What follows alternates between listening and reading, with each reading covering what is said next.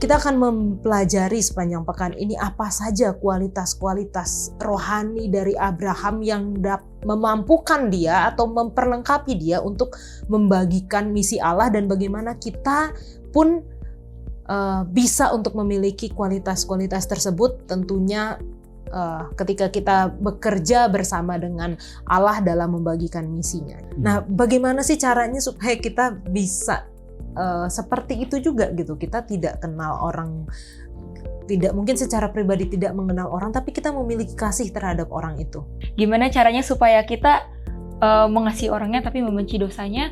Adalah dengan mengingat kalau misalnya kita sendiri ini adalah orang berdosa, berkali-kali menyakiti Tuhan, tapi Tuhan juga berkali-kali mengampuni kita.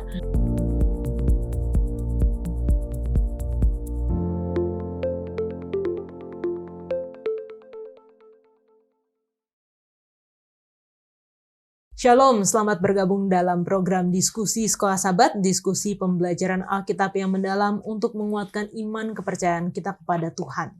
Senang sekali bisa terus menemani pemirsa sekalian dalam diskusi Sekolah Sabat ini, di mana kita akan membahas pelajaran yang sepanjang triwulan terakhir tahun 2023 ini. Judulnya adalah Misi Allah, Misi Saya. Dan saat ini kita sudah masuk di pelajaran yang keempat.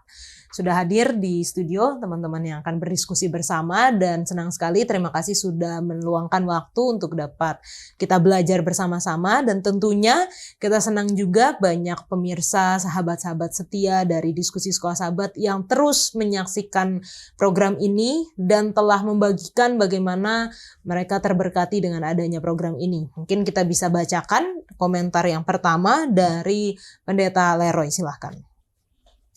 Ya, dari Nyoman Langmau. Dia berkata, semangat melayani semua kru Hope Channel Indonesia, pembahasan yang sangat bagus dan jelas. God bless. Amin. Ada juga dari Nusma Leo, dia hanya berkata shalom. Shalom kepadamu. Lalu dari Somin Majihal, dia berkata, amin, puji Tuhan, perbincangan SS yang sangat baik dan sangat membantu saya dalam pembelajaran buku SS, Sekolah Sabat maksudnya. Semoga Tuhan terus memberkati pelayanan Hope Channel Indonesia from Sikwati, Sabah. Amin, puji Tuhan. Banyak teman-teman kita dari Sabah yang terus menyaksikan Hope Channel Indonesia. Selanjutnya, Golda. Baik, yang pertama dari Willy Sui. Amin, terima kasih diskusi Sekolah Sabat yang sangat-sangat membantu saya dalam pembelajaran saya. Salam dari Gereja Seventh-day Adventist Ulu Dusun, Sandakan, Sabah. Tuhan memberkati kita semua. Yang kedua dari Manalu, Washington. Shalom buat semua, dan khusus buat para narasumber, salam dari Jemaat Cirebon. Tuhan Yesus memberkati. Dan yang terakhir dari Melanie Lisal. Puji Tuhan untuk pembahasannya, shalom. Amin, puji Tuhan. Kita senang mendapat respon positif ya dari teman-teman kita yang menyaksikan. Dan selanjutnya, Pendeta Wilson. Oke, yang pertama dari Tiadi Lokin. Salam dari Gereja Daerah Marak-Parak, Kota Marudu, Sabah. Boleh order Sekolah Sabat untuk 1 tahun, next year 2024. Oke, senang sekali mendengar diskusi channel ini sebagai rujukan lanjutan dalam pembelajaran SS. Terima kasih ya. Amin. Oke, lalu yang kedua, Alvin Lumban Raja, sangat real PDTM Wilson Sianipar, bahwa kasih itu harus dalam kebenaran dan ketulusan dalam berdoa. Jangan berdoa dan kasih dalam kesemerautan dan ketidakadilan dan ketidakjujuran. Amin. Ini pas lagi narasumbernya Pendeta Wilson ya. Jadi dia menyaksikan dan merespon apa yang Pendeta Wilson katakan. Puji Tuhan. Dan seperti biasanya kami menawarkan buku Sekolah Sabat seperti yang ada di tangan saya ini kepada saudara-saudara yang mungkin sulit untuk mendapatkan akses buku ini. Silahkan hubungi nomor call center Hope Channel Indonesia, katakan saya ingin memiliki. Seperti tadi komentar yang kita bacakan juga, jangan ragu untuk segera hubungi nomor call center Hope Channel Indonesia dan kita akan mengirimkan, mungkin tidak langsung 1 tahun ya, karena kita dapatnya juga per triwulan ya, satu-satu, tapi kita akan usahakan untuk bagaimana mengirim walaupun jauh di Sabah, Malaysia. Baik, pelajaran kita yang keempat tentang membagikan misi Allah. Di pelajaran yang sebelumnya kita telah membahas cerita dari Abraham yang menerima panggilan misi Allah untuk keluar dari negerinya ke tempat yang Tuhan akan tunjukkan kepada dia. kita akan mempelajari sepanjang pekan ini apa saja kualitas-kualitas rohani dari Abraham yang memampukan dia atau memperlengkapi dia untuk membagikan misi Allah, dan bagaimana kita pun bisa untuk memiliki kualitas-kualitas tersebut, tentunya ketika kita bekerja bersama dengan Allah dalam membagikan misinya. Jangan kemana-mana, kita akan kembali lagi setelah yang satu ini.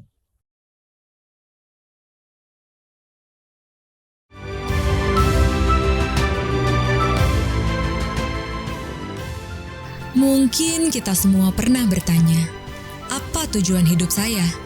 Untuk apa Tuhan menciptakan saya? Apa misi Allah bagi saya?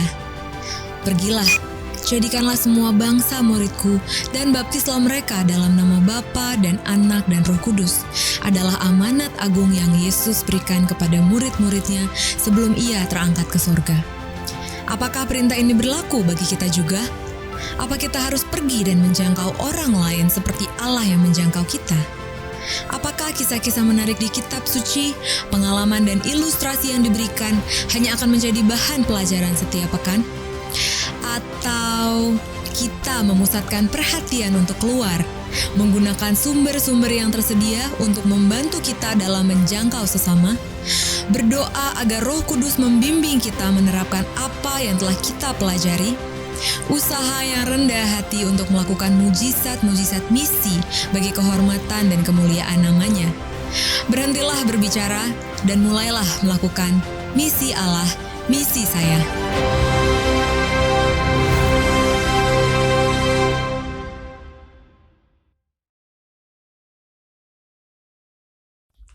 Pelajaran keempat dengan judul membagikan misi Allah. Ayat hafalannya terdapat di dalam Yohanes 13 ayat 34 dan 35. Aku memberikan perintah baru kepada kamu, yaitu supaya kamu saling mengasihi. Sama seperti aku telah mengasihi kamu, demikian pula kamu harus saling mengasihi. Dengan demikian semua orang akan tahu bahwa kamu adalah murid-muridku, yaitu jikalau kamu saling mengasihi. Kita akan membuka diskusi kita dengan doa yang akan dibawakan oleh Golda. Mari kita sama-sama berdoa. Tuhan Yesus, saat ini kami ingin kembali berdiskusi Sekolah Sabat. Biarlah kami bisa mengerti apa yang Engkau ingin sampaikan kepada kami. Biarlah hati pikiran kami fokus mendengarkan pelajaran yang akan kami pelajari. Dalam nama Tuhan Yesus kami berdoa. Amin. Amin. Oke. Dan kita pekan ini akan belajar fokus ya tentang Abraham.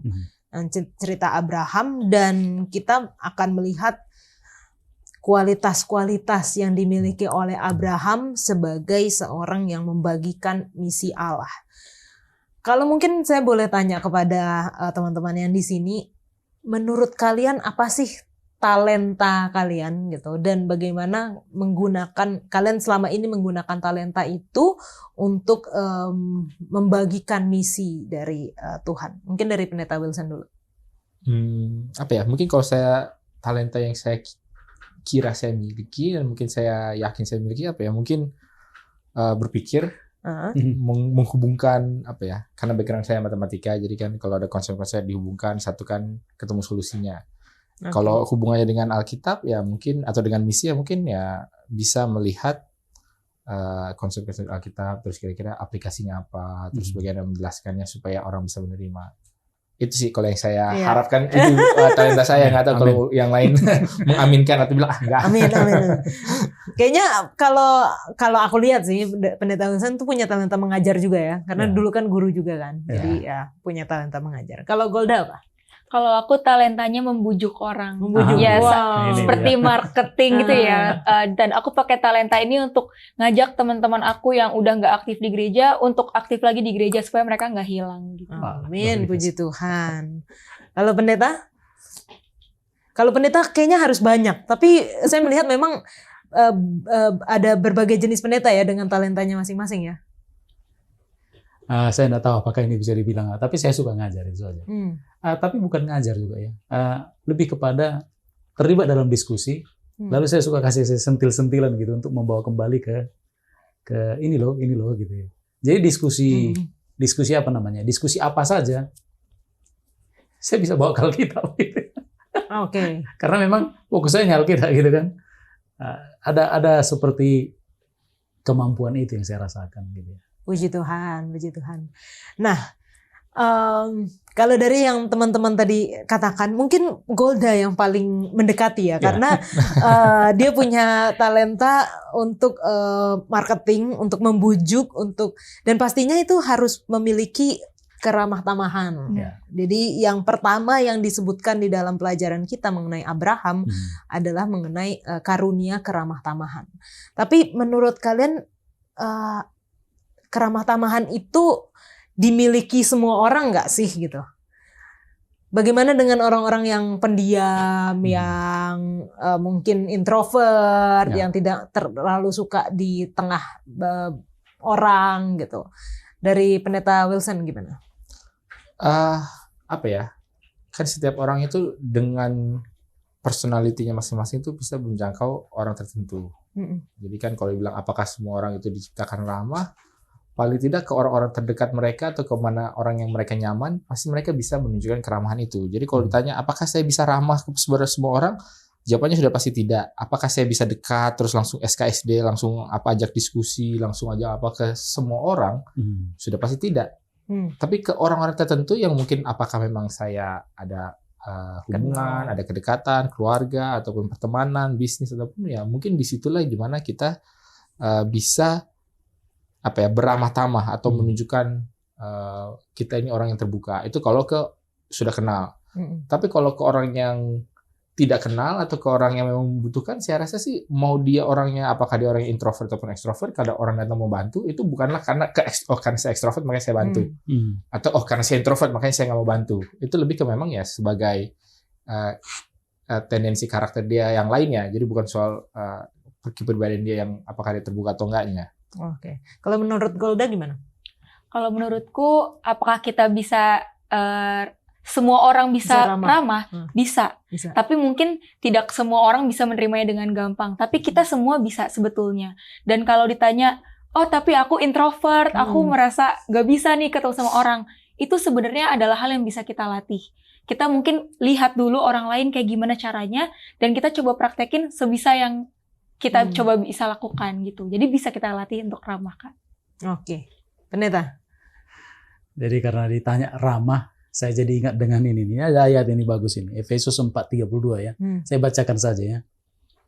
Tetapi hendaklah kamu ramah seorang terhadap yang lain. Nah menariknya kata imperatif, ini kata kerja, imperatif ya, perintah. Ini berangkat dari, jadi gini, tense-nya dia adalah, ini Inggris nggak punya. Ya. Dia punya ya. Tapi ada dua kan jenisnya imperatif di Greka itu ya. Satu dalam bentuk present. Nah present ini pengertiannya adalah terus ramah. Jadi mereka sudah ramah. Okay. Dan ini jemaat Efesus yang jemaatnya kemudian ditegur oleh Yesus di kitab Wahyu. Kamu sudah kehilangan kasih yang mula-mula. Kan keramahan itu kan berangkat dari kasih kan begitu. Nah yang menarik yang saya tambahan lagi begini, kata ramah itu tahu nggak datang dari mana? Itu diterjemahkan dari kata Kristos. Nah bedakan dengan Kristos ya, bedakan itu ya. Nah, kalau ini pakai ita dia, yang kalau Kristus ya itu pakai i ya. Pakai i dia. Jadi ya bagi pengikut Kristus harusnya gitu. Jadi ramah. Ya oke lah untuk pertama karena misi ya. Karena ada misi. Ya, kita harus ramah ya. Mari terus ramah lah begitu ya. Jadi bisa ya? Ramah, termasuk orang yang melankolik. Bisa dia ramah. Dan itu bisa dilatih. Dilatih ya. Walaupun maksudnya mungkin takaran maksudnya orang yang memiliki karunia keramah tamahan itu lebih gampang melatihnya dan lebih alami, lebih natural. Walaupun levelnya ada beda kan gitu ya. Kalau saya ramahnya mungkin ya senyum aja gini karena masih segan kan. Tapi latih. Ada kemungkinannya ya. Oke.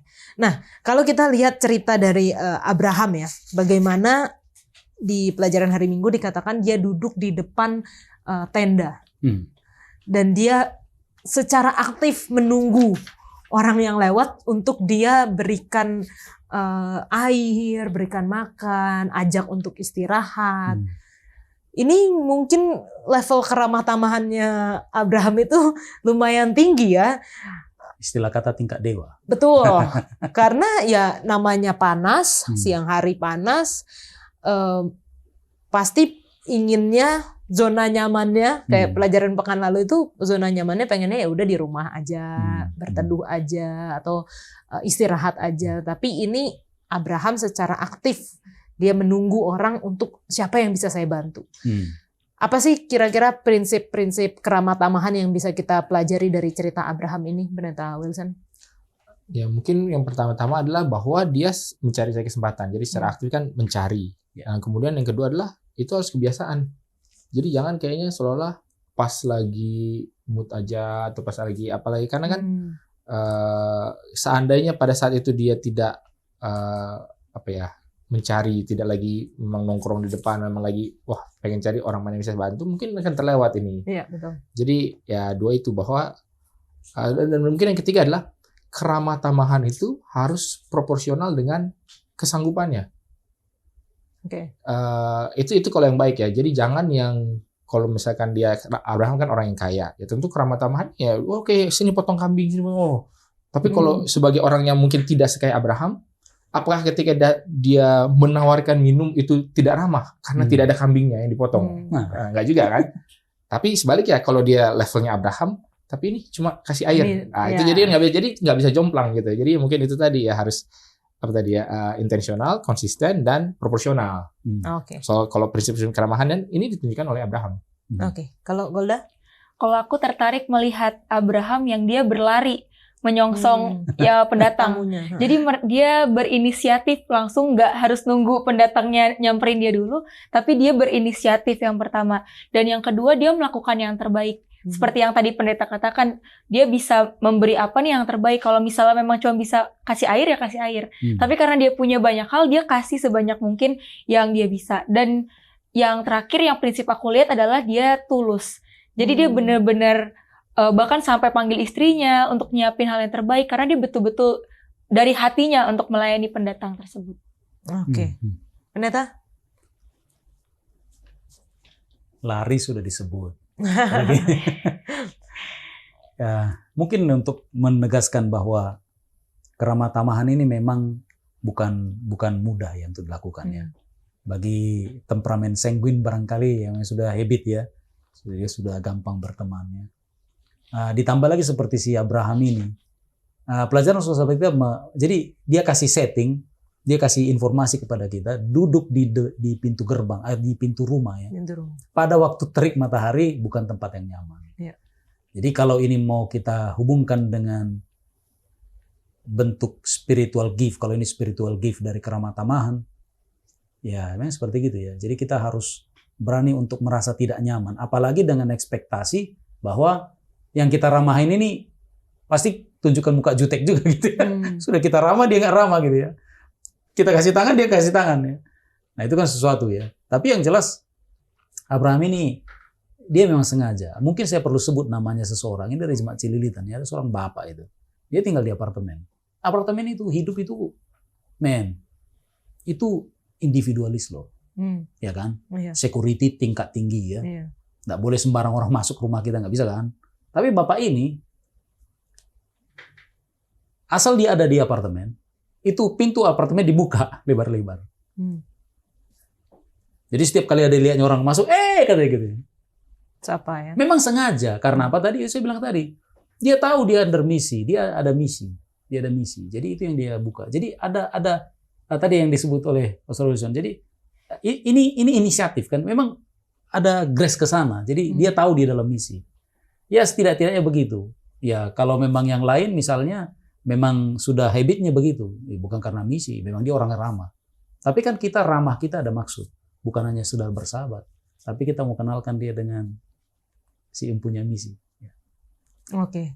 Dan saya tertarik juga yang tadi dikatakan oleh Golda, dia tulus gitu. Artinya dia nggak memandang itu siapa. Padahal dia nggak mengetahui gitu. Pada saat itu yang datang adalah si pemberi misi itu. Dan di pelajaran kita di dalam buku Membina Pendidikan Sejati halaman 173 dikatakan bahwa Abraham itu nggak sendiri di rumahnya. Nggak cuman hanya keluarga intinya aja, tapi banyak orang di rumahnya dan dia melibatkan orang lain juga gitu. Jadi ya dia ramah, oke dia ramah, tapi dia melibatkan juga keluarganya, dia mengajak juga. Mungkin kita pernah membahas ini di beberapa yang lalu ya, pelajaran sekolah sahabat, bagaimana ketika seseorang yang waktu itu tentang memanage pemberian Tuhan itu, bagaimana seseorang yang dulunya kalau dia suka memberi, ajarkanlah anak-anaknya juga untuk suka memberi gitu. Supaya ketika kalau dia nanti sudah nggak ada, anak-anaknya bisa melanjutkan apa yang ditinggalkan oleh ayahnya gitu. Dan di dalam buku Membina Pendidikan Sejati ini dikatakan bahwa kemana Abraham pergi dia selalu mendirikan mesbah. Jadi itu menjadi satu kesaksian juga bagi banyak orang, walaupun dia sudah pindah, ada orang datang lagi di situ, wah ini ada mesbah apa gitu. Ini bisa menjadi contoh yang baik, prinsip-prinsip yang baik ketika kita menjalankan misi dari Tuhan. Nah, untuk selanjutnya kita sudah mempelajari prinsip keramatamahan dari Abraham, tapi bagaimana caranya kita mengaplikasikannya di zaman sekarang yang tadi pendeta katakan individualis. Saya tinggal di apartemen juga, saya tahu siapa yang ada di tetangga saya, tapi mungkin jarang sekali untuk ngobrol atau untuk kenalan gitu. Gimana Pendeta Wilson? Mungkin salah satu yang perlu kita pahami juga, ini bukannya mau ngeles juga ya. Kadang-kadang orang yang dekat dengan kita itu sekarang sebenarnya bukan lagi soal jarak saja, bukan soal secara fisik saja dekat, gitu kan? Karena kan kalau pikir dekat itu harus yang tetangga. Tapi saya sama tetangga saya, ya biar bagaimana walaupun dia dekat tapi nggak pernah ketemu. Iya. Jadi apakah itu artinya kalau saya tidak dekat dengan tetangga artinya saya tidak ramah atau tidak mau membuka kesempatan? Jadi mungkin ya kalau saya sih memberikan ruang bagi kita untuk berpikir bahwa oke, kalau sekarang saya mau ramah kepada tetangga saya, mungkin tetangga saya yang di WhatsApp atau tetangga saya yang di mana yang memang bisa saya jangkau gitu loh. Jadi apakah itu berarti saya harus ke tetangga fisik saya yang sebenarnya tidak ada kedekatan, tidak ada momentum, tidak ada apa, terus langsung ketok saja, oh itu baru tandanya saya ramah. Ya mungkin itu suatu ukuran yang terlalu tinggi untuk dicapai, apalagi untuk orang-orang yang waduh kayaknya saya nggak bisa. Jadi maksudnya mulai dengan apa yang kita bisa aja dulu. Apakah memang mungkin teman-teman kita di kantor yang memang dekat, itu kalau itu kan jelas kedekatan, walaupun rumahnya jauh-jauh kan, tapi pas di kantor dia jadi dekat. Ya, kalau di rumah ya walaupun dia dekat, tapi karena ke kantor jadi jauh, jadi nggak mesti benar-benar lokasi itu loh, itu poinnya. Jadi ya kepada siapa aja memang bisa lewat, walaupun yang tadi diceritakan oleh Pendeta Leroy itu menarik juga ya, karena saya juga pengalaman kalau di apartemen itu memang, saya juga tinggal di apartemen, tinggal di apartemen semua ya. Tapi kayaknya susah gitu ya. Jadi mungkin itu cara yang baik. Jadi ya memberikan kesempatan. Jadi kan karena memang tidak ada interaksi, jadi terpaksa interaksi itu dipaksakan dengan buka pintu. Jadi mungkin itu sebenarnya cara yang baik untuk ya paling tidak supaya ada hubungan atau apa. Atau mungkin mencari momentum juga bisa ya, misalnya ada hari besar atau ulang tahun, kita bisa berikan sesuatu, mencari hal. Kalau Golda gimana? Kalau menurutku yang pertama adalah kita harus menolong dengan sukacita. Karena zaman sekarang, sukacita dan tulus. Karena zaman sekarang banyak orang mau menolong supaya jadi konten gitu, supaya dilihat orang lain gitu perbuatan baiknya. Padahal itu tidak boleh. Dan yang kedua adalah as simple as kita melayani orang. Contohnya waktu aku di KRL tadi, banyak orang di situ berduduk dan ada ibu-ibu dan yang orang-orang tua berdiri. Mereka semua langsung tidur gitu kan. Aku berusaha gimana caranya supaya adalah mereka lihat sedikit perbuatan baik ini. Akhirnya aku pas tuh ada yang datang, ibu-ibu, aku langsung tawarin, Bu silakan duduk. Walaupun kursinya kosong, aku nggak mendahului karena aku lihat siapa yang lebih tua. Hal-hal simple seperti itu mungkin dianggap orang, mungkin nggak terlalu bermanfaat ya, tapi sebenarnya itu bisa hal-hal kecil yang dilihat orang, oh orang ini berbeda dibandingnya orang-orang lainnya gitu. Iya, amin. Ya. Pendeta? Ya artinya itulah tadi ya. Jadi ada teknik-teknik ya, ada strategi-strategi. Ya sharing begini kan akhirnya membuka pikiran kita. Ada cara-cara yang sederhana barangkali yang bisa dilakukan oleh seseorang ya. Ya. Ada satu lagi barangkali. Ini khusus kita yang tinggal di zaman modern di apartemen ya. Karena saya juga dulu di apartemen ya. Dan masih pikiran saya di apartemen. Ya. Jadi salah satunya juga begini, pintu terbuka memang harus dipastikan. Ini bagi yang suami istri ya, pastikan ya suami ada ya, karena kita tahu juga ada apartemen yang kurang nyaman kan begitu, yang tiba-tiba jadi ada sesuatu. Padahal dari security guard di bawah kan aman kan, tapi rupanya antar tetangga ini yang berbahaya kan gitu ya, dia punya maksud yang lain-lain kan gitu. Nah satu laginya mungkin penawaran ya, ada tawaran-tawaran yang baik. Di apartemen itu banyak orang kesepian tuh. Ya. Jadi saya punya istri, saya punya pelayan dia suka bagi-bagi makan. Sengaja dibuka itu, jadi lagi masak dia buka, sengaja dibuka. Jadi aromanya itu wow kemana-mana. Pertama saya bilang, janganlah terganggu orang, belum tentu dia suka. Pasti suka, saya bikin gilir dia katanya. Lalu setelah itu, mau ini katanya. Jadi akhirnya dekat, gak ada masalah apa-apa, gitu aja. Ya akhirnya jadi berus pantun, ngomong-ngomong, ujung-ujungnya sharing. Iya. Begitu, terima kasih. Oke, terima kasih Pak Pendeta dan teman-teman yang sudah berbagi. Ini hal-hal yang mungkin sederhana, tapi kalau kita awalnya mungkin tidak nyaman ya untuk melakukannya. Tapi seperti pekan lalu kita belajar, kita memperluas zona nyaman kita. Kita mungkin sedikit keluar dari kenyamanan atau mengambil ketidaknyamanan ketika kita mungkin nggak terbiasa untuk ramah atau nggak terbiasa untuk mau membantu orang lain. Kita melalui pelajaran ini kita bisa mengambil hikmah dan melakukannya. Jadi jangan kemana-mana teman-teman, karena kita akan lanjutkan diskusi kita setelah yang satu ini.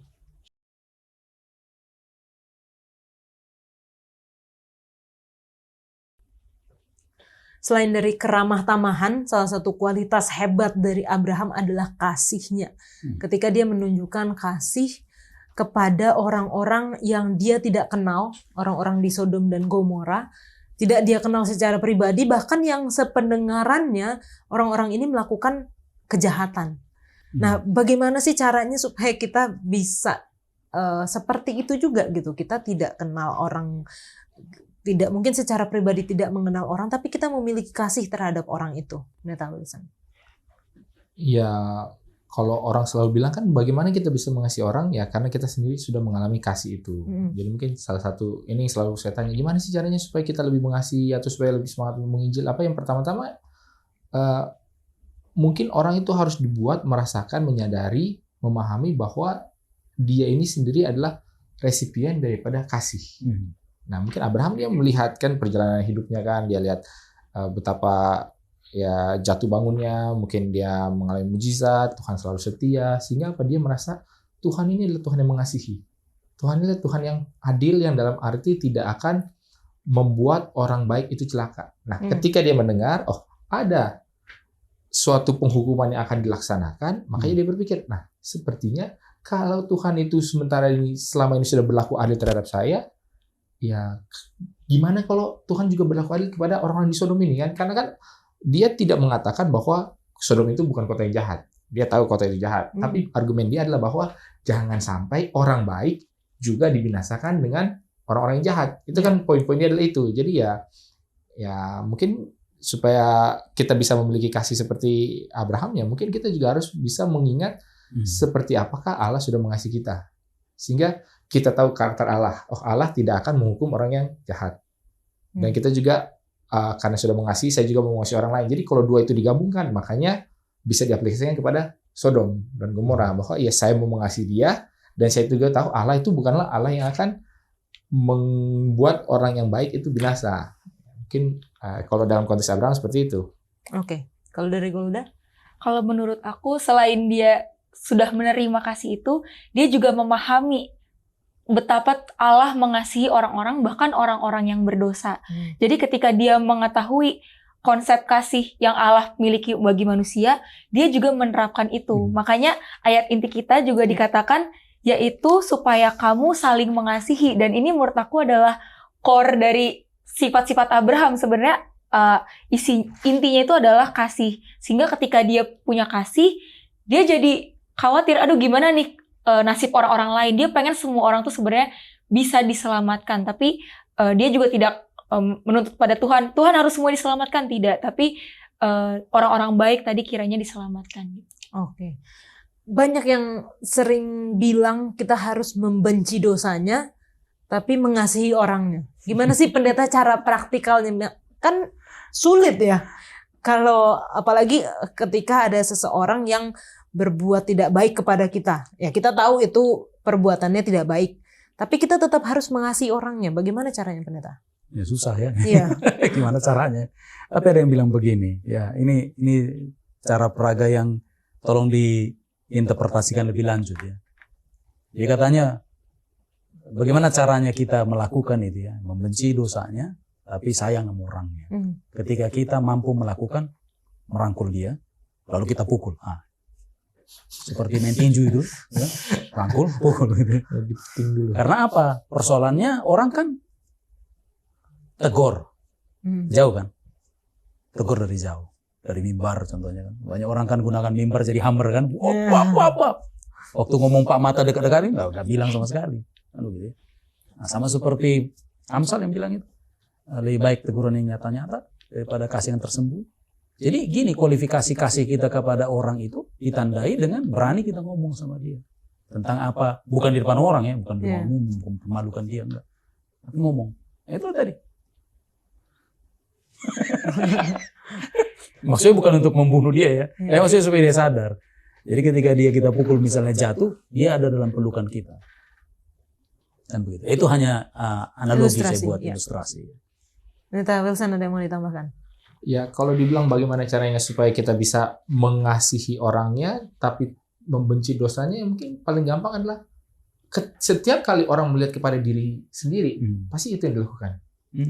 Saya mengasihi diri saya sendiri, tapi saya membenci dosanya. Ya kan? Saya berbuat ini. Ya, saya sayang sama diri saya nggak mau. Tapi yang saya lakukan itu saya nggak suka gitu loh. Kan tiap kali orangnya nggak mungkin. Ya, mungkin ada juga kalau dia udah terlampau jauh ke sana, dia sama dirinya sendiri pun juga udah nggak suka. Malah menyukai apa yang dosa yang dilakukan. Tapi itu mungkin udah ekstrim yang udah terlalu jauh terhilang lah, atau yang perlu ini. Tapi bagi kebanyakan orang kan sebenarnya mereka itu sangat lenient kepada diri mereka sendiri. Selalu memberikan alasan, saya begini, saya jadi marah sama istri saya, alasannya ini loh. Sebenarnya saya ini orang baik loh. Ya, mungkin ketika pola pikir itu bisa diarahkan kepada orang lain, ya kita juga lihat orang lain itu sebenarnya secara umum kalau dia orang yang normal, dalam kurva normal, pasti tidak ingin berbuat jahat kepada orang lain. Ya kan? Ya mungkin itu. Tapi karena satu dan lain hal, karena alasan, karena ini, keadaan, ekonomi, waktu, apa segala, akhirnya melakukan hal yang membuat kita tidak suka. Dan mungkin bisa dibilang itu adalah sesuatu yang berdosa. Tapi sama seperti kita tidak mau melakukan hal itu, ya orang itu pun juga sebenarnya nggak mau. Pasti ada sesuatu alasan yang lain lah. Ya dengan cara pikir itu mungkin paling tidak membuat kita bisa lebih lebih netral, bisa lebih terbuka, nggak selalu berpikir bahwa orang lain itu dosa ya karena memang dia jahat. Gitu. Atau karena memang dia mau melukai saya itu secara intensional kan, sebenarnya enggak juga. Oke.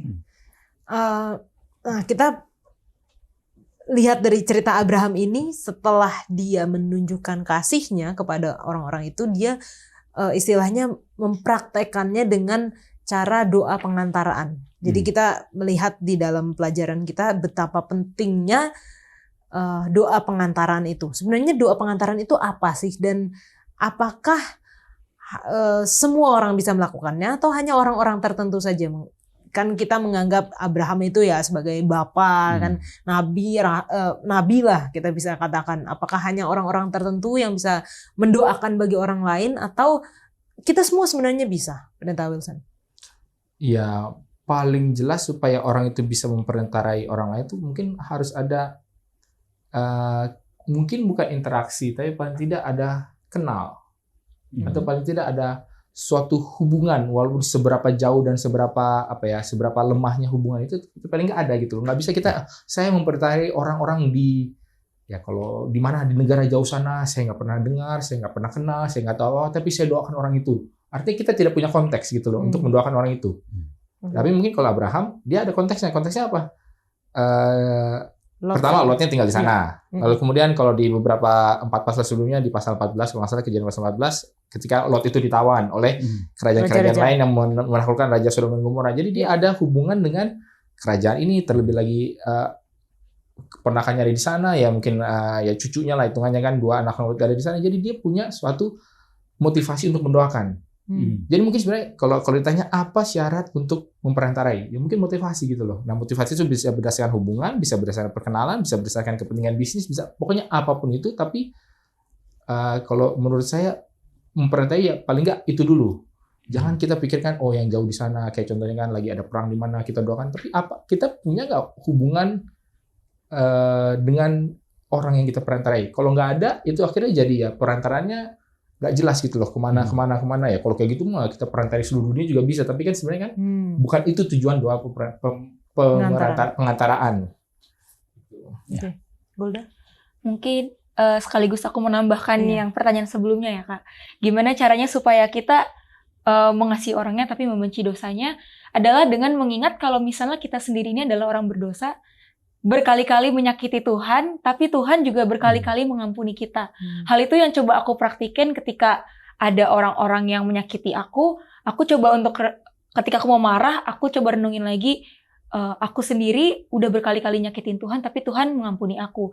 Dan itu aku praktikan lagi menjadi doa pengantaran ini. Ketika mereka menyakiti aku coba doain kayak, Tuhan, aku pengen mereka tidak seperti ini, mereka menyakiti aku, kiranya Tuhan yang mengubah hati mereka supaya mereka bisa jadi pribadi yang lebih baik lagi. Jadi ketika aku mengerti, mengingat betapa Tuhan mengasihi aku yang berdosa ini, aku jadinya juga mau mengasihi orang lain dan mendoakan mereka juga gitu.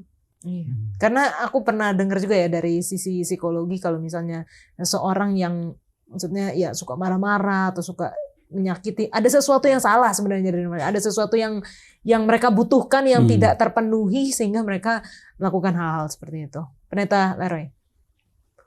Ada bagian yang perlu kita pahami soal intercessory prayer ini ya. Karena ketika kita bahas mengenai Abraham, dia doa pengantara. Ini tolong orang muda ya, tolong perhatikan ini. Ingat, maksudnya kita pengantara karena kita sedang mau damaikan 2 orang.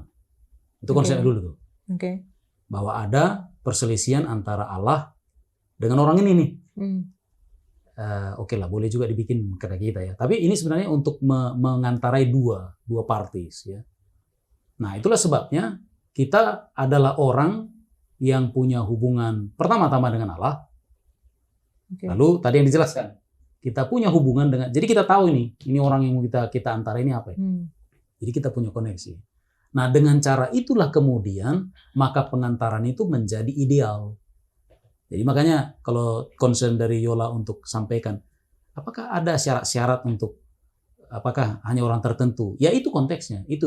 Tapi memang orang jadi buka terlalu lebar memangnya. Bukan kita katakan salah, bukan. Tapi kalau mau cari yang ideal seperti itu ya. Jadi kita mau ngantarain orang nih. Jadi kita punya hubungan dengan Tuhan kita punya dengan hubungan orang ini. Karena sebenarnya modelnya si Abraham punya pengantaran, kan ini tipikal Yesus bukan? Sedang mengantarain loh. Emang Yesus itu apa hubungannya dengan kita? Pernah jadi manusia. Dia mati karena kita loh. Dengan itu. Tapi dia mau antara ini. Ya dia bilang itu kepada Tuhan, kan begitu. Nah sekarang dalam konteks gereja, ini dia, ini penting ini ya. Itu sering jadi masalah ya. Siapa yang bisa doa syafaat? Kan katanya syafaat dia, syafaat. Pendeta satu ya kan, pasti pendeta tuh. Baru ketua jemaat, yang lain nggak boleh. Kan begitu ya. Karena apa? Karena konsepnya ini bicara clergy. Jadi dibedakan itu clergy dengan laity, imam dengan umat gitu ya. Jadi kalau bukan imam dia bukan orang Lewi, bukan pendeta nggak bisa. Harus yang diurapi. Diakon pun sempat dipertimbangkan. Enggak, dia nggak boleh memimpin kan di peraturan kita. Tapi itu dalam konsep ini tadi clergy dengan laity. Tapi jangan pernah lupa. Petrus bilang, kamu ini imamat yang rajani. Oke lah, mungkin ada keterbatasan. Orang muda punya keterbatasan. Nggak bisa dibikin jadwal jadi doa pengantara gitu ya, doa syafaat di gereja. Tapi kan pendoa itu kan bukan terbatas pada dinding gereja, bukan? Dia bisa terus. Jadi seperti Golda lakukan itu ya. Jadi ada di luar itu juga bisa. Nah, mana yang lebih banyak? 6 hari mengantarai orang berdoa atau satu sahabat hanya satu kali. Iya. Ya kan? Itu pun hanya sebentar. Yang bisa 1 jam. Bisa marah itu nanti ketua jemaatnya, kamu kok doa, kamu itu nggak baca yang baik, mungkin bilang gitu ya. Doa itu terlalu lama itu, berarti kamu doa di rumah itu kurang kan gitu. Jadi itu yang terjadi. Ya, kita bicara dulu 2 bahasan ini ya. Jadi di gereja memang ada aturan mainnya. Tapi ingat, pelayanan kita nggak terbatas di sini. Doa pribadi itu, ya pribadi kita untuk doakan orang-orang itu jauh lebih banyak manfaatnya. Terima kasih. Oke. Nah ini kalau kita lihat ya dari doa Abraham ini seakan-akan banyak pertanyaan tentang tawar-menawar, pendeta. Tawar-menawarnya Abraham dengan Tuhan. Sebenarnya boleh nggak sih di dalam doa pengantaran itu tawar-menawar? Dan kalau misalnya oke, kita melihat ada contohnya nih Abraham. Dalam hal apa? Apakah contohnya kalau dalam hal yang bukan pengantaran ya, contohnya kita pengen minta ini, tapi Tuhan kasihnya ini. Terus tawar-menawar sama Tuhan. Gimana pendeta? Oke, kita mulai dengan Abraham. Abraham tawar-menawar soal jumlah ya. Iya. Allah setuju. Granted. Lalu orang bilang, sayang sekali bilang 10 ya. Seharusnya bilang 3 gitu. Tapi Lot juga kan tawar-menawar. Soal apa? Soal jarak. Bukankah malaikat bilang, kamu harus lari itu pokoknya lewati Jordan ke pegunungan itu. Iya. Tapi dia bermohon tawar-menawar. Janganlah ke situ, ke kota kecil aja. Coba lari dari kota, katakanlah Sodom ini kota besar ya. Lari ke kota kecil. Granted? Ya, Allah setuju. Ya oke, situ aja. Kota kecil, walaupun mereka pada akhirnya nginap di gua kan gitu ya. Jangan lupa perjanjian baru. Paulus tawar-menawar loh. Soal apa? Tadi kalau Abraham soal jumlah, Lot soal apa tadi? Soal jarak. Si Paulus soal katakanlah penyakit. Dia ngomong tuh, ada duri dalam dagingku, gini. Supaya aku lebih efektif gitu ya. Kasih aku kesehatan, power seperti Samson gitu ya. Sikat boleh gitu ya, penginjilan. Kan orang militan ini. Ini enggak takut sama sekali nih. Allah setujui? Enggak. Kenapa? Karena dalam ceritanya ya, saya catat itu ada di mana ini di Korintus ya, dia bilang, di Korintus atau di mana? Ya, dia bilang bahwa di dalam kelemahanmu itulah aku kuat katanya. Oke, itu satu. Tapi jangan lupa ada juga konsep yang disampaikan oleh Allah kepada Ananias yang membaptiskan dia, bukan Ananias yang berdusta ya. Dia bilang, iya, ini yang jadi saksiku. Dan dia akan lihat sendiri penderitaan itu. Jadi dia akan alami sendiri betapa menderitanya gitu ya. Kau yang menganiaya dulu sekarang kau menderita. Jadi memang Allah sudah menubuatkan bahwa itulah bagiannya. Dan di dalam kelemahannya si Paulus ini semakin luar biasa itu penginjilan itu kan. Jadi sekali lagi boleh tawar-menawar. Ayat Alkitab banyak menunjukkannya. Ada yang disetujui, berarti boleh dong. Tapi ada mungkin yang ya mungkin boleh jadi Allah tetap biarkan ya. Jadi Tuhan nggak masalah soal komplain kan.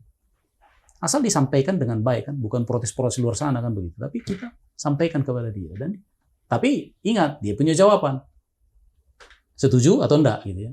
Nah, dan dalam kasus ini yang 2-3 contoh ini kan Paulus seharusnya Paulus yang disetujui ya, seharusnya. Tapi dia bilang enggak. Dalam kelemahanmu aku ditampilkan ya. Oke. Kalau gitu pertanyaannya, memangnya apakah Abraham tawar-menawarnya dengan siapa kira-kira? Apakah dengan Tuhan atau dengan dirinya sendiri?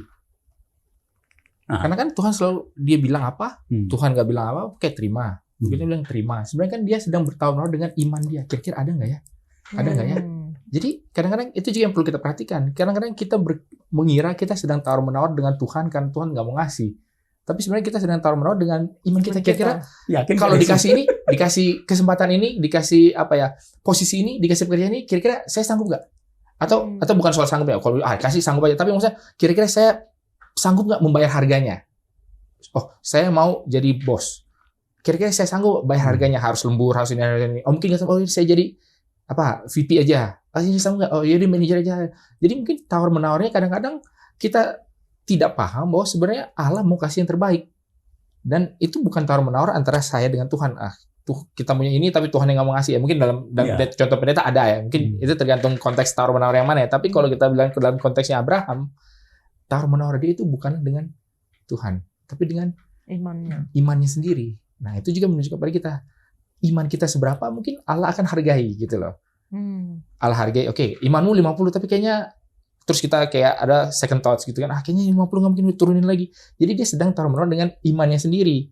Walaupun pada akhirnya juga tetap akhirnya nggak nyampe juga. Toh jadi tetap Allah bukannya jadi bisa ditawar juga, karena kan kalau memang harus dihukum akhirnya harus dihukum juga. Cuma yang saya lihat di sini poinnya adalah dia sedang tawar-menawar dengan dirinya sendiri, dan itu yang kadang-kadang kita lupa.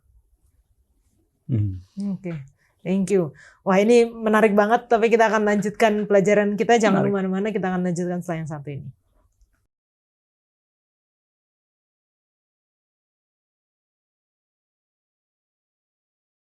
Kita lanjutkan lagi, dan ceritanya masih tentang Abraham, masih tentang Sodom dan Gomora, ketika pada akhirnya tadi disebutkan walaupun sudah tawar-menawar nggak nyampe juga segitu. Dan kita melihat di dalam cerita di Alkitab, baik Sodom dan Gomora, lalu ada menyinggung sedikit tentang air bah, bagaimana yang selamat itu akhirnya sedikit sekali dibandingkan dengan yang binasa. Apakah ini akan menjadi gambaran yang sama di akhir zaman? Lalu apakah kita sebenarnya kan berharapnya banyak gitu. Banyak orang-orang yang kita kenal, orang-orang yang kita sayang, keluarga kita, teman-teman, sahabat, orang yang pernah kita adalah dalam kehidupan kita pengennya semua gitu selamat. Tapi di satu sisi mengetahui bahwa ternyata nanti akan hanya ada sedikit saja. Gimana kita menanggapi hal itu, Pendeta Husan? Ya mungkin kita harus pahami bahwa kematian belum tentu artinya mereka tidak masuk surga. Itu ya. Saya nggak bilang bahwa orang Sodom itu masuk neraka semua atau enggak. Tapi kan itu juga yang perlu kita sadari, kadang-kadang yang kelihatannya gagal di dunia belum tentu mereka tidak masuk surga. Jadi kita pikir kita berdoa sama orang segala, kayaknya tidak ada yang menerima kabaran saya. Kayak keluarga kan, contohnya saya mendoakan keluarga saya, oma saya, tante saya, om saya, akhirnya bahkan sampai meninggal pun sebenarnya kok tidak menerima iman ataupun kebenaran yang kita sampaikan kepada mereka. Apakah artinya bahwa mereka itu tidak selamat? Ya, kita nggak tahu. Bisa iya, bisa juga enggak. Dan itu yang harusnya paling tidak membuat kita jadi ya menyerahkan itu kepada kasih karunia Tuhan. Walaupun di sisi lain Yesus sendiri mengatakan bahwa lebarlah jalan yang menuju maut dan banyak orang di sana, sementara sempitlah jalan yang menuju kepada kehidupan dan sedikit orang yang melaluinya. Jadi memang ada seolah-olah diberikan seolah-olah sedikit yang selamat. Tapi kalau di dalam Wahyu kita lihat penggambaran ketika nanti Tuhan datang, ya di mana dikatakan bahwa akan ada terhitung cuma mixed multitude yang tidak unnumbered multitude lah gitu ya, orang banyak yang tidak bisa dihitung lagi. Nah itu siapa? Ya kalau gitu orang-orang yang ada di bumi yang selamat, ya berarti kan sebenarnya banyak juga. Jadi jangan kita terpengaruh dengan banyak sedikitnya, apalagi dengan pengetahuan kita yang sangat terbatas terhadap apa yang terjadi di dalam hati orang, apa yang terjadi yang tanpa kita ketahui, dan itu membuat kita jadi kecewa. Mungkin poinnya bukan di arah sana, walaupun kita juga perlu kalau memang kita rasa itu sedikit, berarti apa yang bisa kita lakukan supaya itu menjadi banyak. Itu tetap ada. Tetapi apakah artinya kita jadi cuma sedikit nih, kita terus jadi patah semangat? Mungkin jangan dibawa ke sana, tapi menjadi dibawa ke yang positif. Berarti semangat, saya harus lakukan lebih, mungkin begitu. Oke. Nah, tadi menanggapi yang Pendeta Wilson katakan, gimana sih caranya supaya kita tidak kecewa dengan kalau hasilnya tidak sesuai dengan yang kita harapkan? Golda. Menurut aku bukan tugas kita untuk menghakimi siapapun di dunia ini, dan kita tidak akan pernah tahu siapa yang selamat apapun yang tidak.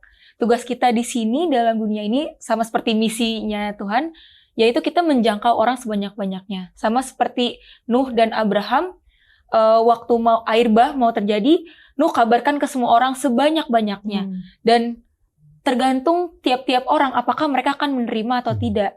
Dan menurut aku ketika yang akhirnya menerima itu sedikit atau banyak itu bukanlah menjadi urusan kita karena kita tidak tahu kan. Itu adalah bagian dari Roh Kudus. Tapi tugas kita hanyalah menginjil sebanyak-banyaknya, menjangkau orang sebanyak-banyaknya. Karena tiap-tiap orang punya kehendak bebas. Tiap-tiap orang punya kehendak memilih, bahkan Allah Bapa tidak pernah memaksa kita untuk percaya sama Dia kan. Tapi itu adalah pilihan kita sendiri. Jadi kita tidak perlu kecewa ketika ternyata sedikit yang tampaknya menerima. Benar. Selain dari hasil-hasil ya, sebenarnya orang bisa dimenangkan segala macam gitu ya. Ditambah dengan kita nggak tahu ini yang, karena contohnya seperti Samson itu ya. Samson, siapa yang ceritakan itu ya? Emang ada di situ karena rubuh gitu kan. Lalu siapa saksinya dong? Kecuali itu inspirasi, bukan? Nggak tahu kita kan. Dan orang sudah pasti, mungkin dia pastikan zaman itu, aduh sayang sekali anak itu ya. Dia nazir Tuhan tapi binasa gini, masuk neraka dia gitu. Padahal dia namanya ada di Ibrani pasal 11. Kan begitu. Nah, saya mau pakai cara lain untuk panjangnya pelayanan. Yeremia kurang lebih 32 tahun. Hampir bisa dipastikan kalau sejauh dari Yeremia, kitab Yeremia dengan ratapan kita baca, kelihatannya tidak ada hasil dia. Oke, kita bikin yang lebih pendek lagi. Hagai. Kurang lebih 3 bulan pelayanannya. Apa yang terjadi? Satu negeri tobat, lalu mulai melanjutkan pelayanan pembangunan bait suci. Yunus. Kayaknya KKRD itu nggak ada rencana mau bikin selamat loh. Mau binasa kan. 40 hari lagi ditunggang balikan. Tapi yang terjadi? Tobat itu satu apa? Bukan hanya hewan loh. Bukan hanya manusia, hewan juga kan. Karena hewan itu disuruh sama supaya ikut berpuasa. Rajanya juga ikut. Jadi ada waktu, jadi ada angka-angka di situ kan. Jadi kita tidak bisa berfokus pada angka, ya. Seperti yang sudah disampaikan tadi ya. Jangan ke situ ya. Kita nggak tahu itu ya. Nah, tadi sudah bilang juga, tidak ke situ. Fokus saja kepada ini misi, ini kesetiaan ya, kreatiflah dalam strategi, sehingga kita tidak jadi sempit ya. Nah, kalau hanya segini yang mau diselamatkan ya udahlah. Everybody can do it that one. Nah, kalau sudah bilang everybody, berarti nggak semua ikut terlibat kan? Karena kan hanya sedikit, gitu ya. Tapi ini kerjaan besar. Ini tangkapan besar. Bagi Tuhan juga dalam kitab Yunus itu jelas ya. Aku mempertimbangkan angka juga. Walaupun angka nggak, ya artinya jangan jadi itu semuanya. Tapi Tuhan pertimbangkan. Nah tapi caranya harus ditwist. Jadi jangan sampai, saya harus ini. Enggak. Setia aja. Kita harus pikir besar. Ini besar. Terserah mau selamat atau tidak. Yang penting tugas saya bukan untuk mau tahu berapa jumlah yang mau selamat. Ya fokus aja pada pekerjaan ini. Berarti apa dong pendeta ukuran kayak apakah berhasil atau gagal dari seseorang? Contohnya kayak Abraham ketika dia berdoa mengantarai untuk Sodom dan Gomora, tapi pada akhirnya nggak nyampe juga segitu. Apakah kita bisa bilang dia gagal? Atau yang tadi pendeta sudah katakan Yeremia, atau mungkin yang lain-lain, Nuh kita tahu bahwa selain dari 8 yang naik di Bahtera, ada orang-orang yang percaya. Nah, apa gitu jadi ukurannya antara gagal dan berhasil dalam pekerjaan misi ini? Perasaannya kita dengan Tuhan yang tahu ya. Salah satunya kesetiaan, setia pada tugas itu. Setia aja tugas itu. Tapi jangan bicara gini, ujuk-ujuk bilang setia, saya setia gitu. Tapi nggak buat apa-apa gitu. Setia apa? Setia tidak buat apa-apa gitu. Ya kan bicara misi, berarti sesuatu. Jadi do something, ya kan begitu. Dalam kerangka misi ini, setia di situ. Tapi ingat tadi hubungannya tadi ya, jangan hanya hubungan dengan misi. Lupa dengan ini. Sehingga Tuhan bilang gini, aku nggak kenal kau pembuat kejahatan katanya. Buat jahat apa? Aku bernubuat dalam namamu. Iya, tapi berbuat jahat karena nggak kenal dengan aku. Jadi kenal dengan Dia, lakukan tugas itu dengan baik. Setialah. Bagi saya itu saja. Soal hasil, kita berusaha untuk dapat hasil. Karena hasil itu membuat manis kan pekerjaan itu kan. Memang pahit loh kalau kita melakukan sesuatu, kita sudah apa tapi kemudian nggak ada hasil. Kecewa, gampang sekali kecewa. Tapi kembali, setia saja. Oke, kalau menurut Kulda? Menurutku keberhasilannya itu kalau misalnya kita sudah berusaha sekuat tenaga untuk menjalankan misi Allah. Dan kegagalannya kalau kita tidak melakukan apapun. Menurut aku itu. Amin. Ya, mungkin kita harus lihat sebenarnya apa sih yang menjadi tolak ukur, bahkan itu kan kalau dari kita soal jumlah, soal apa kan, tapi bagi Abraham sendiri apa sih yang dia cari? yang dicari adalah supaya nama Allah itu tidak dicoreng. Hmm. Itu satu. Dan yang kedua yang dicari adalah supaya orang benar tidak dibinasakan dengan orang jahat. Kalau kita lihat ceritanya, apakah Abraham gagal? Enggak, berhasil dia. Nama Allah tidak tercoreng, orang yang baik tidak dibinasakan. Itu. Jadi kadang-kadang kita juga harus jangan sampai kita kehilangan gambaran besarnya. Tapi hanya berpikir, oh kayaknya kalau saya sebutkan jumlah orang itu akan kelihatan keren, itu akan kelihatan saya orang baik, itu akan kelihatan saya mau membela Tuhan. Itu, oh yang penting jumlah orang sebanyak-banyaknya. Tidak, Abraham yang dia pertama-tama mau bela apa? Adalah nama baik Allah. Jadi bagaimana caranya supaya tahu saya penginjilan saya berasal atau tidak adalah ketika setelah itu semua selesai, nama Allah tidak tercoreng. Dalam arti, dia katanya orang Kristen, tapi dia sendiri tidak menghidupkan. Itu berarti kita gagal kalau ada orang bilang gitu. Tapi kalau, saya tahu dia orang Kristen, saya hidupkan, tapi saya nggak percaya. Nah, itu beda dong. Itu nggak apa-apa. Gitu kan? Pokoknya dengan keimanan kita memang berbeda. Tapi saya tidak, orang lain tidak bisa menyalahkan saya yang katanya percaya kepada Tuhan, yang katanya takut kepada hari penghakiman, yang katanya Tuhan sudah mau datang, tapi hidupmu seperti ini. Percuma kamu ngomong, itu berarti kita panggilan kita sudah gagal. Itu. Tapi kalau di dalam kisah Abraham, saya bisa katakan dan saya bisa pastikan paling tidak menurut ukuran yang Abraham sendiri sampaikan mengenai tujuan dia tidak gagal. Tapi kita yang melihat Abraham terus mau seolah-olah mengatakan, kalau kota itu tidak dihancurkan dan kalau orang yang dapat berarti dia gagal, ya itu mungkin sebenarnya bukan pelajaran yang ada di Alkitab itu sendiri, tapi kita mencoba memasukkan pemikiran kita dan apa yang kita mau Alkitab itu katakan, padahal tidak demikian. Oke. Dan kita belajar di pelajaran kita pada akhirnya bagaimanapun Abraham tetap tunduk kepada kehendak Allah.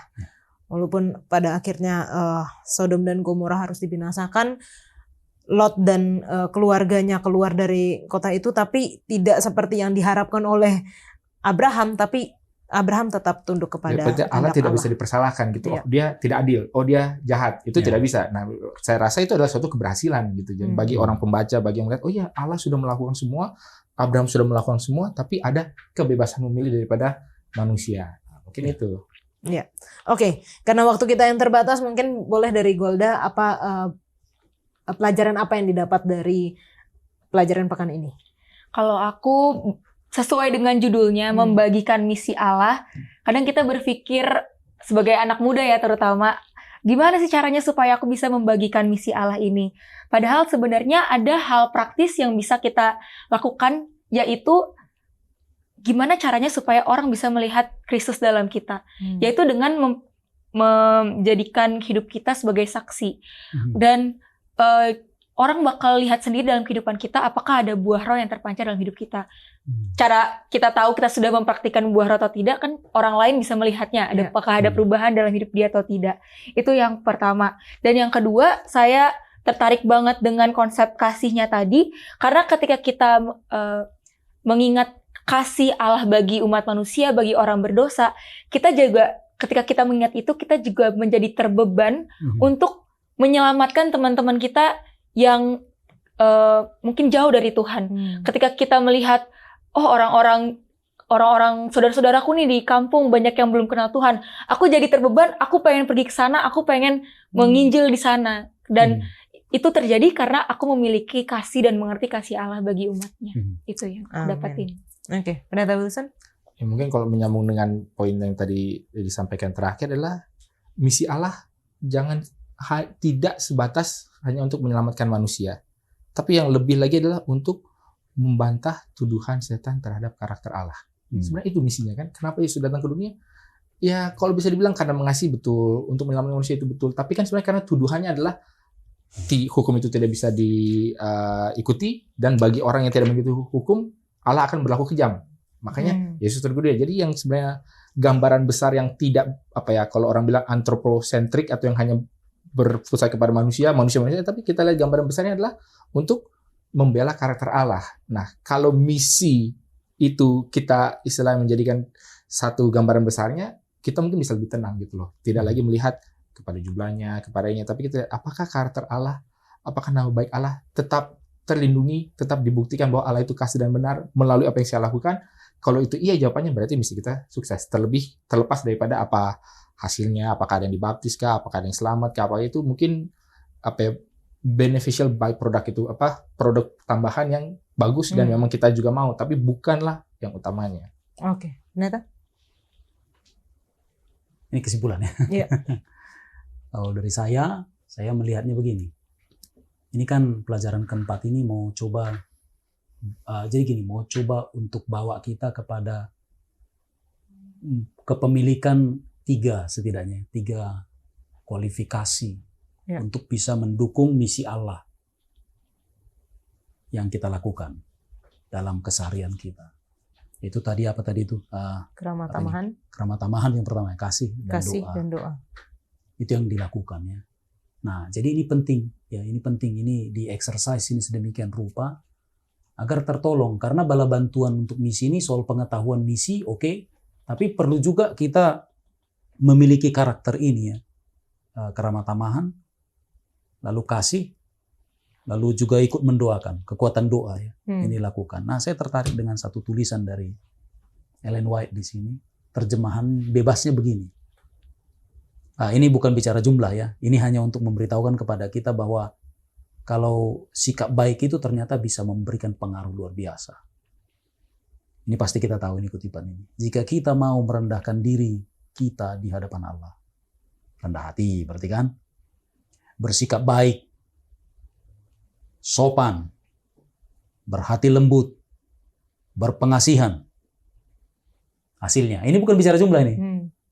Ada 100 pertobatan kepada kebenaran, yang saat ini hanya 1.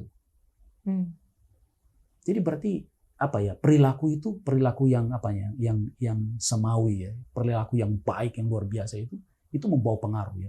Sementara kita menyampaikan isi konten dari itu misi Allah itu, nah dibareng itu artinya seperti dibungkus dia atau dibikin dalam wadah, dibungkus dengan wadah ini karakter-karakter yang sublime ini tadi.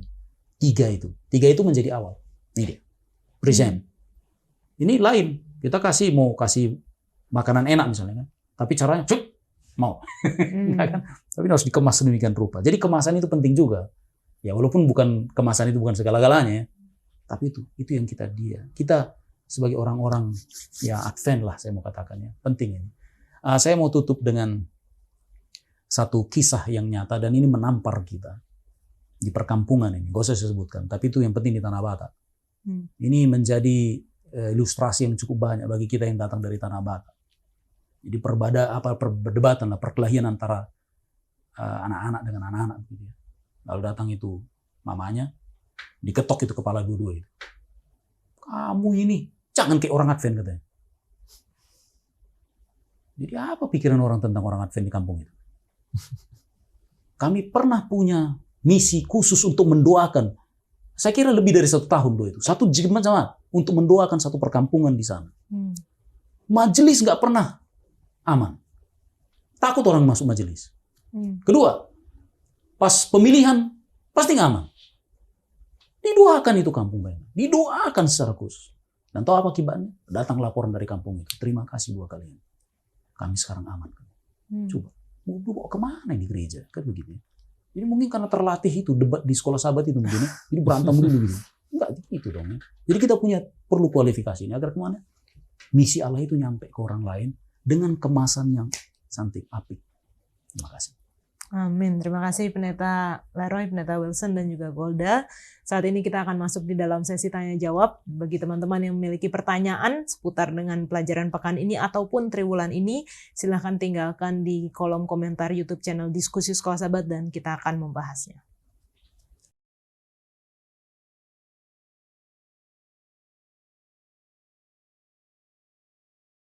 Baik, saat ini kita masuk di dalam sesi tanya-jawab dari Diskusi Sekolah Sahabat bersama dengan Pendeta Michael Palar. Terima kasih Pendeta sudah bersedia menjawab pertanyaan-pertanyaan dari sahabat-sahabat yang telah menuliskan di YouTube channel Diskusi Sekolah Sahabat. Yang pertama, Pendeta, dari Joseph K. Nah ini kan kita 1 triwulan ini lagi berbicara mengenai misi ya Pendeta ya. Bagaimana umat Tuhan tapi tidak menginjil, apa bisa masuk surga? Bagaimana umat Tuhan tapi tidak menginjil. Ya. Harus tahu dulu apa itu umat Tuhan. Ya kan, apa itu umat Tuhan. Baik, mari kita lihat dalam buku Keluaran 19. Pada waktu orang-orang Israel, umat Tuhan ini keluar dari perhambaan Mesir, mereka sudah lewat laut yang terbelah itu, kemudian dalam Keluaran 19 ayat 5 dan 6, ayat 5 dulu, apa dikatakan? Jadi sekarang jika kamu sungguh-sungguh mendengarkan firman-Ku dan berpegang pada perjanjian-Ku, maka kamu akan menjadi harta kesayangan-Ku sendiri dari antara segala bangsa, sebab akulah yang empunya seluruh bumi. Ayat 6. Oke, cukup dulu. Oke. Jadi di sini umat Tuhan luar biasa. Status, ya kan? Status umat Tuhan menjadi harta kesayangan Tuhan. Akulah yang empunya seluruh bumi. Tuhan jadi milik Allah. Tetapi dibilang juga adalah kalau kamu sungguh-sungguh mendengarkan firman-Ku. Umat Tuhan itu selalu sangat erat hubungannya dengan mendengarkan perintah Tuhan, mengikuti petunjuk Tuhan. Kemudian ayat yang ke-6. Kamu akan menjadi bagiku kerajaan imam dan bangsa yang kudus. Inilah semuanya firman yang harus kau katakan kepada orang Israel. Iya. Kamu akan menjadi kerajaan imam. Dan bangsa, bagiku kerajaan imam, bangsa yang kudus. Jadi lihat, memang umat Tuhan itu status. Umat Allah yang empunya bumi, yang pemilik alam semesta. Tetapi, umat Allah juga itu adalah satu fungsi, suatu tugas. Dibilang kamu akan menjadi kerajaan imam. Apa itu kerajaan imam? Imam adalah seorang yang menghubungkan seseorang kepada Allah. Itulah imam. Nah, kalau kerajaan imam itu berarti kita umat Tuhan ini menghubungkan dunia kepada Tuhan. Dunia yang tidak mengenal Tuhan, dunia yang tidak percaya kepada Tuhan, kita perkenalkan Tuhan. Oke, kita baca lagi dalam ayat yang sama tapi dalam perjanjian baru. Yaitu 1 Petrus 2 ayat 9. 1 Petrus 2 ayat 9, tapi kamulah bangsa yang terpilih, imamat yang rajani, bangsa yang kudus, umat kepunyaan Allah sendiri.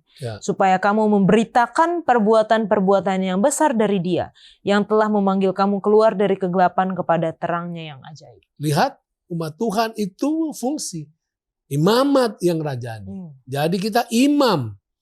Kerajaan imam, perkumpulan orang-orang yang percaya kepada Tuhan, perkumpulan orang-orang yang memperkenalkan Tuhan kepada dunia ini. Dan tugas kita adalah apa? Memberitakan perbuatan-perbuatan Allah yang ajaib. Ya, itulah umat Tuhan adalah orang-orang yang menyatakan bukan hanya dengan kata-kata, tetapi dengan ungkapan kehidupan kita. Kita menyatakan tentang adanya Allah. Kita menyatakan kasih Tuhan. Jangan berpikir bahwa Anda harus berkhotbah selalu. Enggak. Tapi yang paling penting adalah ungkapan kehidupan Anda. Kalau orang bertemu dengan Anda, orang akan lihat, oh, dia ini orang yang bertuhan. Orang yang berallah. Allahnya baik, maka dia pun baik. Kita lihat juga di dalam Kejadian pasal yang pertama ayat 27. Kejadian pertama ayat 27. Maka Allah menciptakan manusia itu menurut gambarnya. Menurut gambar Allah diciptakannya dia, laki-laki dan perempuan diciptakannya mereka. Oke. Jadi ketika Tuhan menciptakan manusia, manusia diciptakan dalam gambar Allah. Gambar Allah ini apa? Gambar Allah fisiknya, bukan itu yang penting. Kuasanya, bukan itu. Tapi tabiatnya. Tabiat Allah. Nah, dunia yang berdosa kehilangan tabiat Allah. Tapi kita umat Tuhan, kita menerima kembali tabiat Allah. Tabiat yang penuh kasih, tabiat yang penuh peduli kepada keselamatan, kenyamanan, kebahagiaan orang lain. Kita menjangkau mereka dan menyatakan akan kasih Tuhan. Oke, terima kasih Pendeta. Jadi kita harusnya tidak hanya sekedar menjadi anggota jemaat ya Pendeta ya, Iya, tapi harus jadi umat Tuhan juga. Betul. Oke, nah pertanyaan selanjutnya ini menurut saya menarik Pendeta, tapi dia tidak mau disebutkan namanya. Pendeta, saya merasa terpanggil untuk menjadi misionari, tetapi banyak orang di sekitar saya mengatakan, sayang, tinggalkan pekerjaan yang bagus. Kamu bisa jadi misionari di mana saja, termasuk di tempat pekerjaan. Saya jadi sedikit ragu apa yang harus saya lakukan. Oke, terima kasih. Pertama, jangan pernah ragu untuk menjadi misionari. Jangan pernah ragu. Karena setiap umat Tuhan adalah misionaris. Setiap umat Tuhan. Jadi, kalau kita ada panggilan, ya sudah begitulah. Kembangkan diri kita untuk menjadi seorang misionaris. Kembangkan diri kita. Temukan kita punya bakat. Karena kita bisa menjadi misionaris melalui bakat yang ada pada kita. Bakat kita apa? Bakat kita mungkin ahli kesehatan, bidang keuangan, ataupun kedokteran, ahli komputer, dan lain-lain sebagainya. Bakat kita kembangkan, kita gunakan bakat kita itu untuk menjangkau orang menjadi misionari. Benar, dimanapun setiap orang Kristen harus menjadi misionaris. Nah, pertanyaannya adalah sejauh mana dia ingin menjadi misionari. Mau menjadi misionari yang pergi ke pedalaman-pedalaman, ke daerah-daerah? Oh, why not? Kenapa tidak? Paling tidak, ada yang namanya 1,000 misionari. 1 tahunlah pergi. Jangan takut. Wah, saya kehilangan pekerjaan. Enggak. Jangan takut.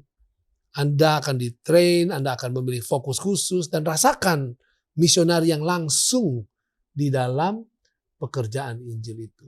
Langsung, jangan. Atau apalagi, saya mau jadi pegawai mission. Itu pun misionari yang langsung pegawai mission. Ya temukan, cari. Saya mau jadi pegawai mission. Apa kebutuhannya? Apa yang saya bisa nyambung di sana? Apakah saya bekerja di rumah sakit, melamar di rumah sakit, melamar di apa? Dan Tuhan membutuhkan pegawai mission yang berjiwa misionari. Harus diakui banyak pegawai mission, pegawai gereja yang tidak punya jiwa misionari. Jiwanya hanya mencari nafkah. Nah, itu yang berbahaya. Kita butuhkan Anda yang bekerja sebagai hamba Tuhan dan memiliki jiwa misionari. Di Hope Channel, cari, Hope Channel juga bisa. Bisa saja, kenapa tidak? Temukan. Dan Hope Channel ini sangat spesifik. Apa yang Anda bisa lakukan? Bidang editing, kamera, ataupun Social media, content creator. Ya, content creator, mengembangkan, sangat dibutuhkan. Sangat dibutuhkan. Dan di waktu melamar, dicek. Dan sangat menyenangkan bekerja di Hope Channel ini. Artinya, Anda harus menjadi misionari. Itu adalah tidak boleh Anda pupuskan. Dan lihat apa yang namanya God's providence, pimpinan Tuhan. Kemana Tuhan mau memanggil Anda? Apakah Tuhan mau arahkan Anda pergi ke tempat-tempat? Ikuti. Jangan pernah takut kehilangan pekerjaan. Jangan pernah takut untuk nanti gimana setelah jadi 1,000 misionari. Rata-rata mereka yang menjadi misionari setelah bekerja, mereka terberkati dengan limpah. Atau cek yang lainnya, bakat-bakat, kemampuan-kemampuan yang ada pada Anda. Yang pasti Anda dibutuhkan di dalam pekerjaan Tuhan ini. Amin. Terima kasih pendeta. Setiap umat Tuhan harus punya jiwa misionaris. Iya, betul. Kalau kita bukan misionari berarti kita ladang misi ya pendeta. Iya. Kemarin soalnya di diskusi ada yang statement seperti itu. Kalau gitu kita ya? bukan misionari berarti kita menjadi ladang misinya. Iya. Baik, terima kasih Pak Pendeta sudah menjawab pertanyaan-pertanyaan kita. Dan teman-teman yang masih memiliki pertanyaan silahkan tuliskan di kolom komentar YouTube channel Diskusi Sekolah Sahabat dan kita akan membahasnya di pelajaran selanjutnya. Kita kembali ke studio.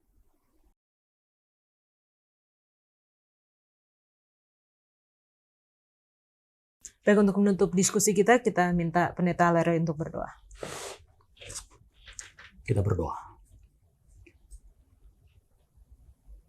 Dalam satu cara ya Bapa, kami memahami misi Tuhan. Menjangkau orang-orang di sekitar kami.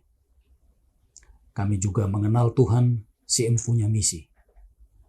Tapi pada kesempatan ini ya Bapa, Engkau memanggil kami untuk memiliki kualifikasi keramah tamahan, kasih, dan suka berdoa untuk menjadi pengantara, mendoakan orang-orang yang sedang bergumul untuk menerima Yesus sebagai Juru Selamat dan Tuhan pribadi. Bapa di sorga, perlengkapi kami yang telah mendiskusikannya agar bertambah-tambah kami dalam kualifikasi ini. Berikut juga dengan orang muda, sahabat-sahabat kami yang belajar, agar mereka juga diperlengkapi dengan 3 kualifikasi ini. Sehingga ya Bapa, kami menjadi alat yang ampuh di tangan-Mu dalam menjalankan misi, menyampaikan Injil Kerajaan Sorga kepada banyak orang. Di dalam nama Yesus kami berdoa. Amin. Amin. Terima kasih pendeta. Sepanjang pekan ini, doakan paling tidak 1 orang. Tunjukkan kasih kepada orang tersebut. Tunjukkan keramah tamahan kepada orang itu. Lakukan sesuatu bagi orang itu. Dan lihatlah bagaimana Tuhan akan bekerja di dalam kehidupannya. Mulailah melakukan sesuatu. Kita akan bertemu di episode selanjutnya. Tuhan Yesus memberkati.